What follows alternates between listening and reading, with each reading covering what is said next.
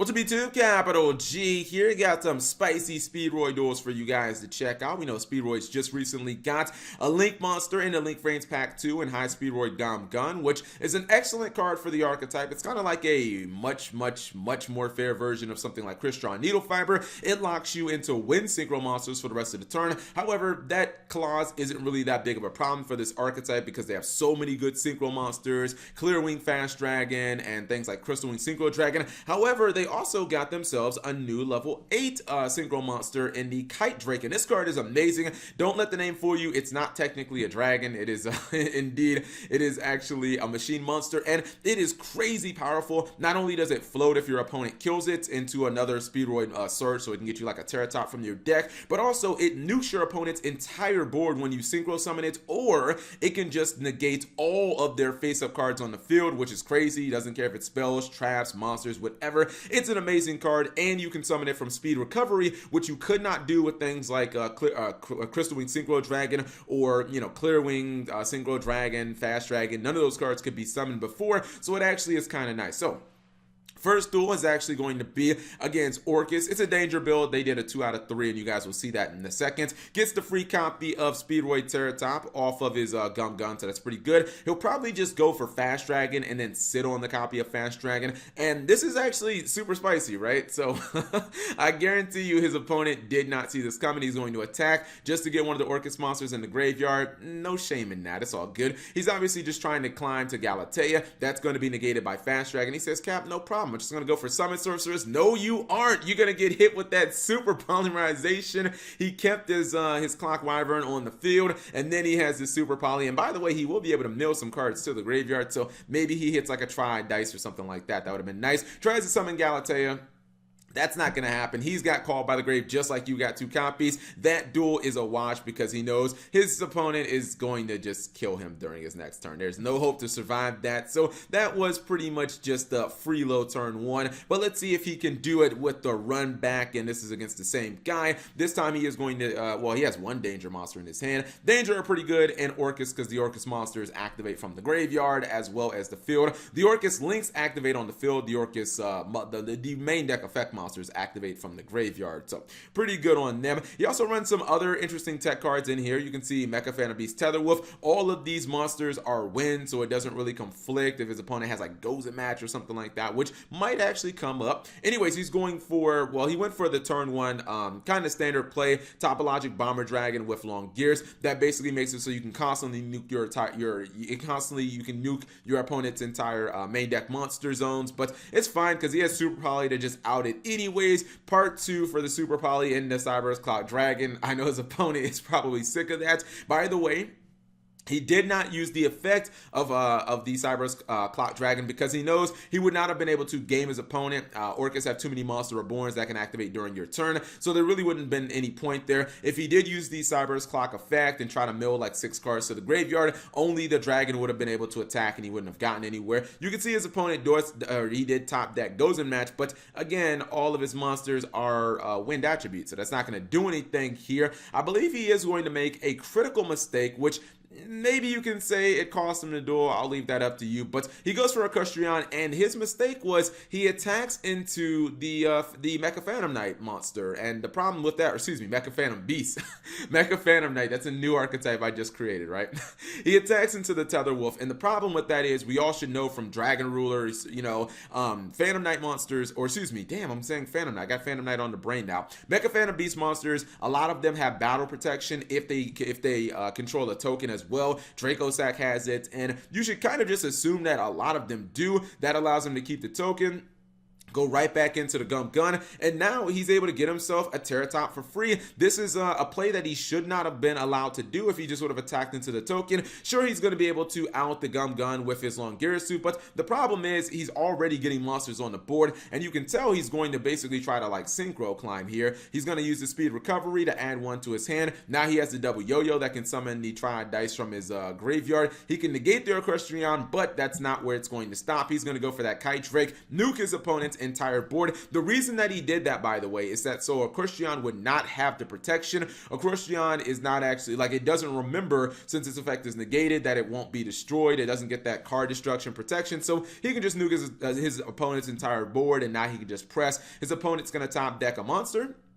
You can see that he's trying to run it into Kite Drake so that he can get it into the graveyard. His opponent says, I ain't falling for that, man. I'm going to just go ahead. I'm going to use this copy of Triad Dice to negate the attack. And now he should be able to try to push for game here, or at least get very close. His opponent only has 1,500 left, even though he has long gears, which actually is probably just going to kill the Kite Drake. So that will be a little bit of a problem. But the thing about Speedroids is they actually have a lot of recovery. Even though he kills Kite Drake, doesn't matter. He gets a double yo-yo, so he can just easily summon something like a Fast Dragon, or he can summon another Synchro monster during his next turn. Instant Fusion was just kind of like icing on the cake. Let's see exactly what he's going to bring out. I think he's probably just going to bring out like another copy of Kite Drake at some point during this turn. Goes for Gum Gun first, and he's building to a Synchro plate. Nope, looks like he might just end the duel with the Cyber's Quantum Dragon. Really good card. It just allows you to bounce your opponent's monsters, and then you can still attack them once again in a row. So it's a really strong card. We've got, what, 2 more duels, I believe. Yeah, so this is against Rituals. I thought this one might be a little bit of a tough matchup, specifically because I wasn't sure, like, if he had Super Poly, I mean, Rituals don't really link summon like Nekroz, so I don't know if you're really going to be able to get that off. Plus, I think Unicorn would obviously seriously hurt his deck, and even his turn 1 Fast Dragon, it's just not going to be good against like Nekroz, because Nekroz aren't really looking to summon extra deck monsters.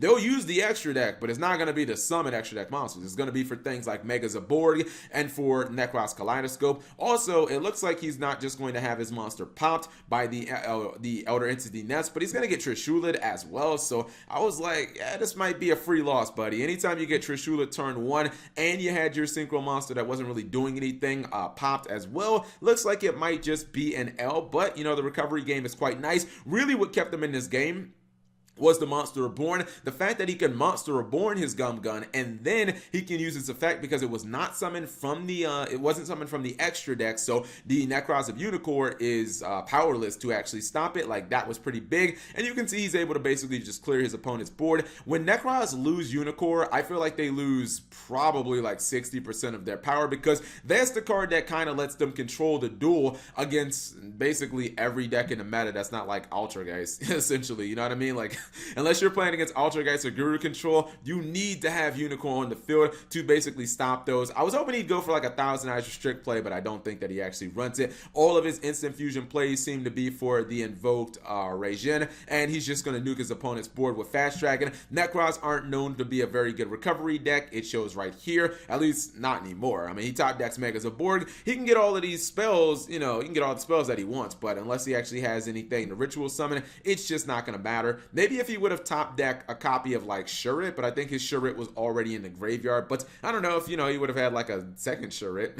playing OCG format, I guess. Final duel is against another ritual deck. This time, it's a Blue Eyes Chaos Max variant. Starts with the Tether Wolf, which is a 1-card Gum Gun. So, you know what? There you go. That's the...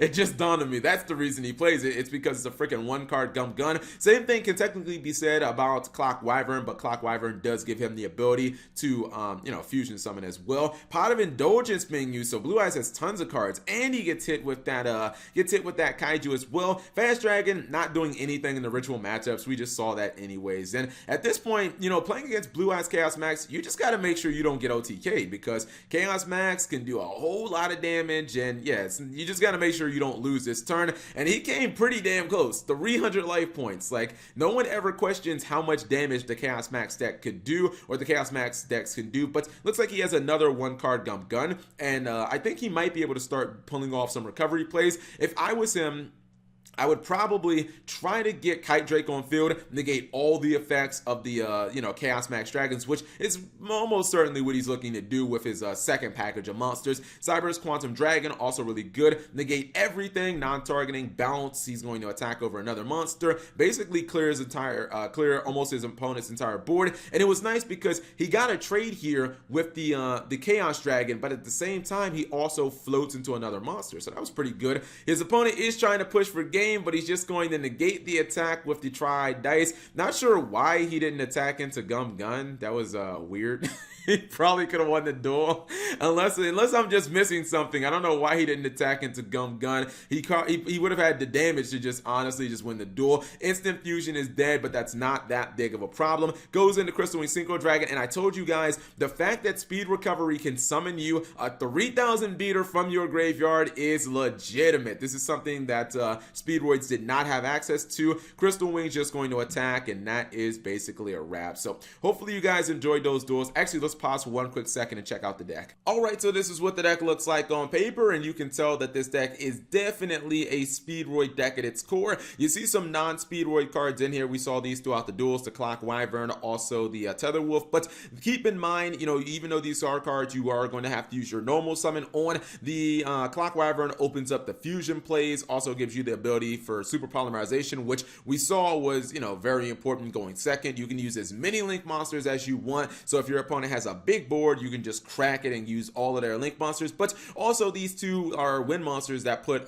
win tokens on field, so they are one card Gum Gun. So if you're going to use your normal summon on them, I feel like you do get a lot out of it. Personally, I would say, you know, I'm not sure that they need to be ran at 3. I get it, they're instant Gum Guns, but I mean, maybe just a little more defense. You could throw in some impermanences in here, or some effect failures if you wanted just like a budget option. Maybe the extra deck could use a little tuning. I mean, I'm not a Speedroid expert or anything like that. I just think I want to get a little more value out of instant fusion, because right now, currently, Regen is the only play that you have. And I mean, if you cut something like Crystal Wing Synchro Dragon down to 2, maybe Gum Gun down to 2, or excuse me, cut Synchro Dragon down to 1, Gum Gun down to 2, it would open up the possibility for Thousand Eyes Restrict and you know, Link Karibo. This deck also does have other level 1s in the regular, I call it the one-eyed dice as opposed to the triad dice. So you could throw those in there, or you could just leave it as it is. I would just want a little more options when it comes to my instant fusion, but that's just personally me.